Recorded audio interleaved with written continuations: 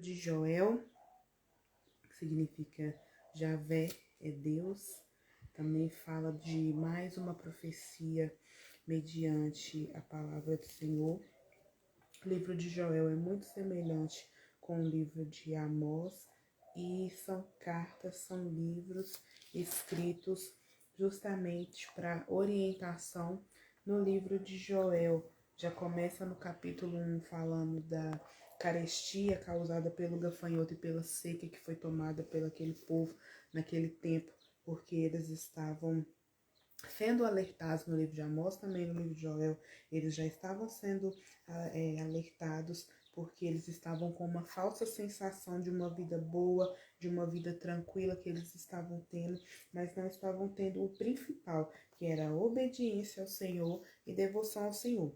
Eles estavam preocupados só com as coisas da terra, em plantar, em colher, então veio uma peste muito grande ali sobre aquela terra, eles perderam tudo aquilo que eles plantaram, muita gente se lamentou, aqui no capítulo 1, no versículo 8 fala, lamenta com a virgem que pelo marido da sua mocidade está cingida de pano de saco, cortada está da casa do Senhor a oferta de manjares e a libação, os sacerdotes ministros do Senhor estão enlutados, né, que eles estão de luto devido às perdas que eles estavam tendo ali, o campo estava assolado.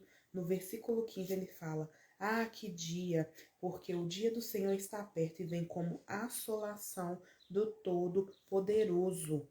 Então ali eles foram alertados, não aconteceu algo sem com que eles soubessem.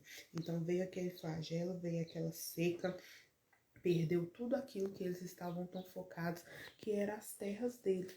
Então, o que nós aprendemos com esse capítulo? Que não adianta focar nas coisas terrenas, que não adianta pensar somente em plantar para colher, pensar somente em terras, em adquirir coisas, porque o mais importante é viver Mateus 6,33, que é buscar primeiro o reino de Deus e a justiça dele, para as demais coisas serem acrescentadas. No capítulo 2, a partir do versículo 12, já vem a misericórdia do Senhor sobre aquele povo.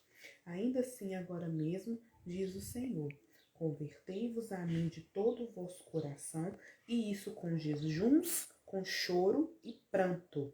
Rasgai o vosso coração e não as vossas vestes, e convertei-vos ao Senhor vosso Deus, porque Ele é misericordioso, compassivo, tardio em irar-se e grande em benignidade, e se arrepende do mal.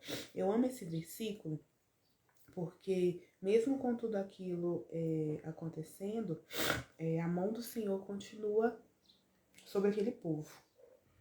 Então, quando eles se veem num momento de desolação, num momento de perca, o Senhor ainda os orienta, falando para converter a eles, a Deus, com jejum, com choro e com pranto. Então seria não uma forma muito fácil, mas é algo que é da consequência que eles mesmos buscaram, mas que eles fazendo daquela forma, se convertendo, orando, clamando, chorando, se entregando, a misericórdia do Senhor seria sobre aquele povo. Versículo 24, as eiras se encherão de trigo e os lagares transbordarão de vinho e de óleo. Aleluia. Restituir-vos-ei os anos que foram consumidos pelo gafanhoto migrador, pelo destruidor e pelo cortador, o meu grande exército que enviei contra vós e os outros. Versículo 26. Comereis abundantemente, que significa que é com fartura, e vos fartareis, e louvareis o nome do Senhor vosso Deus, que se ouve maravilhosamente convosco, e o meu povo jamais será envergonhado. Sabereis que estou no meio de Israel, que eu sou o Senhor vosso Deus, e não há outro, e o meu povo jamais será envergonhado. E depois disso teve a promessa do derramamento do Espírito Santo. No capítulo 3 de Joel fala dos juízos de Deus sobre as nações inimigas, né? Porque tinha aqueles vizinhos que ficavam ameaçando ajudar, ameaçando o povo judeu, o povo de Israel. Só que o Senhor estaria com eles desde que eles se convertessem, desde que eles jejuassem, desde que eles clamassem, chorassem mesmo. Porque quando fala de pranto, é um choro de dor. É um choro de clamor, é um choro de busca mesmo, de entrega.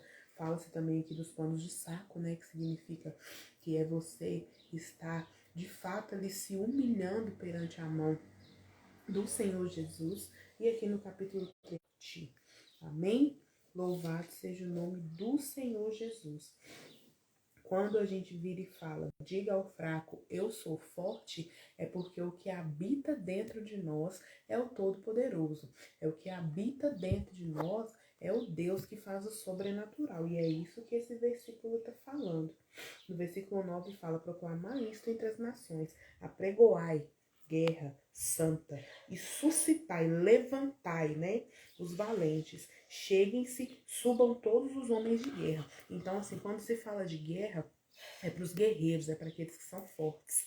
É para aquele que acha que por algum momento que ele tá fraco, mas não. Então, diga ao fraco que eu sou forte, porque Deus habita. Então, ali Israel foi restaurada, eles foram abençoados de geração em geração. Aqui no capítulo 3, no versículo 20, fala: Judá, porém, será habitada para sempre, e Jerusalém de geração em geração. Então, o que era algo que foi de grande perca, que foi de seca, que foi de consumir a terra, quando eles pegaram e clamaram, quando eles buscaram, quando eles jejuaram, quando eles prantearam ao Senhor, é quando eles estavam fracos que eles se tornaram fortes em Cristo Jesus. E é isso que o livro de Joel nos ensina, que a salvação de Deus ela está disponível para todo aquele que chama o seu nome, e que não existe salvação em outro nome, e que ele é um Deus criador, que ele é um Deus consolador, e que a partir do momento que a paz do Senhor Deus esteve ali sobre aquele povo, quando eles entenderam que eles estavam errados, que eles estavam focados em coisas terrenas que não eram para estar, e eles se arrependeram, a presença de Deus se fez naquele lugar, houve paz, houve colheita, houve provisão, e quando eles achavam que eles estavam fracos, eles estavam fortes. E assim acontece nos nossos dias de hoje também. Por muitas vezes passamos por percas, por dificuldades, por algumas ausências, por algumas faltas, mas nós podemos dizer ao fraco, diga ao fraco que eu sou forte, porque o maior habita dentro de nós. E naquele tempo, eles só tinham a palavra e a presença de Deus, o juízo de Deus, a provisão de Deus. Hoje, nós, como filhos, temos a presença do Espírito Santo habitando em nós.